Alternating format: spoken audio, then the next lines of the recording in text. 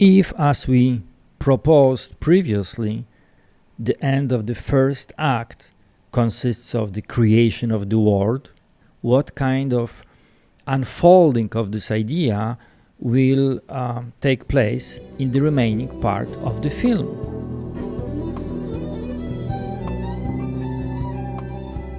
There is an interview with Krzysztof Kieślowski done for LA Times. The journalist says, "Do you believe in God?" Maestro's response, "Something exists over there. Is that something benevolent, malevolent, or indifferent? Let's just say something has been asleep for a long time. And maybe one day it will wake up." So what do we have in Red? In Red, we have a story of a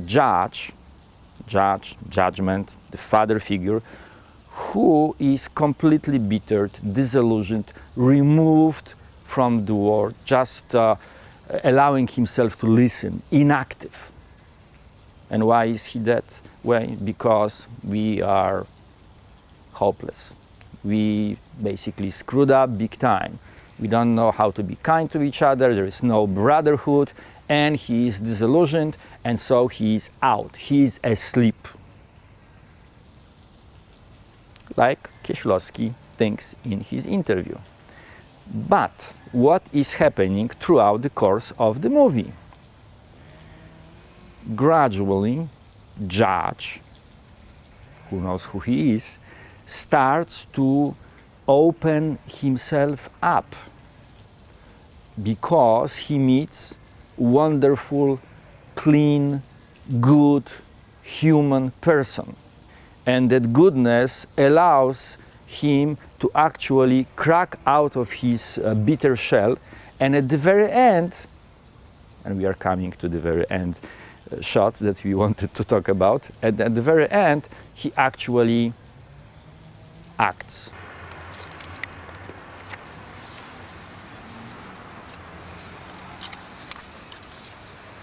So he returns to the world. He is not really sure if he is going to do it, if he's still able to perform. After all, he's been asleep for a very, very long time. But he perhaps causes Valentine to survive the crash. Maybe he causes Valentine and August to meet and become the proper match. But he is not really sure if he can pull it off. Because again, it's been a long time in inactivity. So that's why at the very end, after he touches the ticket, by the way, when Jean-Louis Trintignant was asked, "Did you talk to Kieślowski about what's behind the touch of the ticket, the most famous, one of the most famous gestures, right, in the history of filmmaking?" Trintignant said, "No, I did not. I did not because I understood that it comes into the realm of poetry and I didn't really want to, I'm paraphrasing, sort of butt in with my own take on it. I just did what I was told, touch the ticket." So, yet the neutral touch is reinforced in the scene by the very distinct musical sting.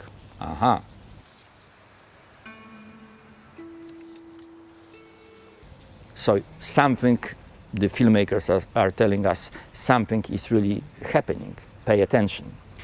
Afterwards, when Judge is looking the TV transmission from the rescue on channel La Manche, and he sees that Valentine has survived, it's important to see how his face reacts. At first, he's not sure. Parmi les rescapés se trouvent également 2 citoyens suisses. Then he is relieved.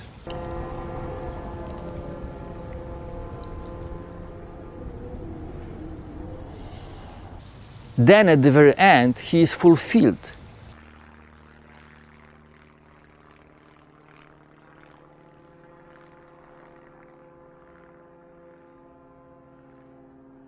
He has returned, he's done his job.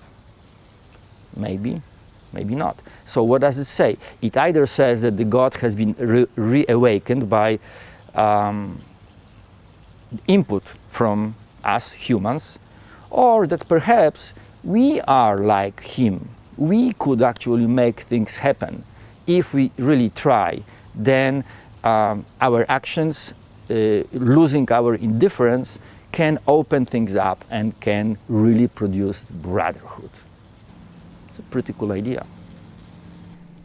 This enlightenment re-articulating of the idea of brotherhood, which is present with us from the Bible already, seems to be embedded in every good story.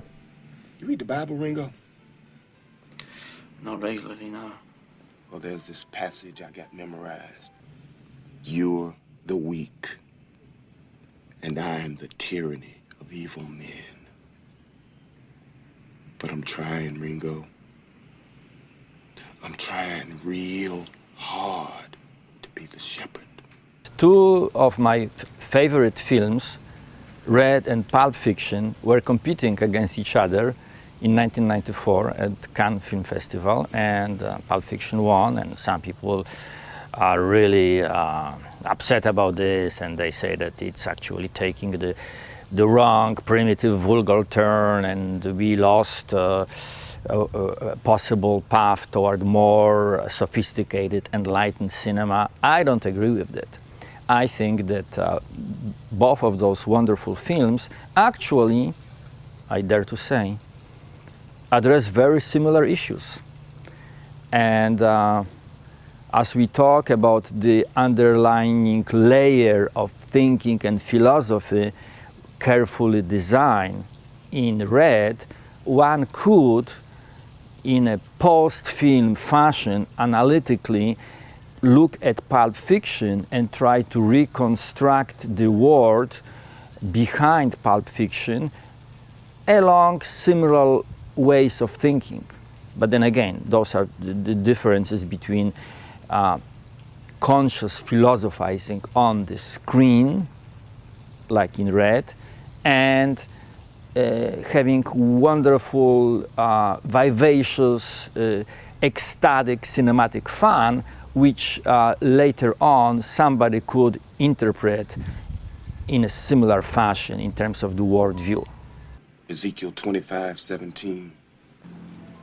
The path of the righteous man is beset on all sides by the iniquities of the selfish and the tyranny of evil men.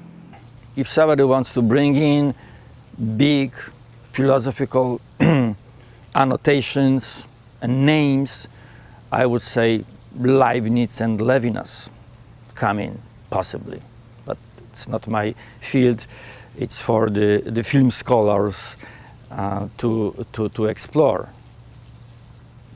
possible connections between theodicy and Kieślowski's and Piesiewicz thinking. And light is coming.